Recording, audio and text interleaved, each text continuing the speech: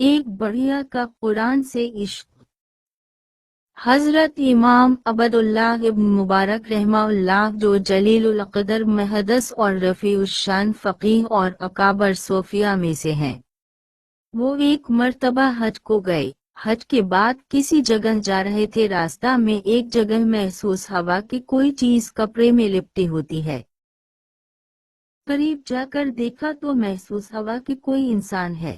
انہوں نے سلام کیا تو اس کپڑے کے اندر سے ایک بوڑھی عورت نے جواب دیا۔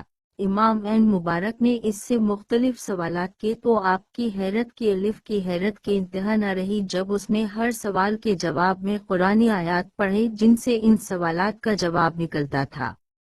واقعہ بہت تفصیلی اور لمبا ہے۔ یہاں چند سوالات اور ان کے جوابات جو ان دونوں کے مابین ہوئے وہ فقل کرتا ہو لیا۔ امام صاحب نے پوچھا کہ تم یہاں کیا کر رہی ہو؟ وہ کہنے لگی، ویمن اللہ جس کو گمراہ کر دے اس کا کوئی رہنما نہیں۔ امام صاحب نے سمجھ لیا کہ یہ راستہ بھٹک گئی ہے، اس لیے پوچھا کہاں جانا چاہتی ہو؟ اس عورت نے قرآن کی آیت پڑھی، پاک ہے وہ ذات جس نے اپنے بندے کو رات کے وقت مسجد حرام سے مسجد اقصی تک سیر کرائی۔ آپ سمجھ گئے کہ یہ مکہ سے بیت المقدس جا رہی ہے اور راستہ بھٹک گئی ہے۔ عبداللہ ابن مبارک نے پوچھا کہ کتنے دن سے یہاں بیٹھی ہو؟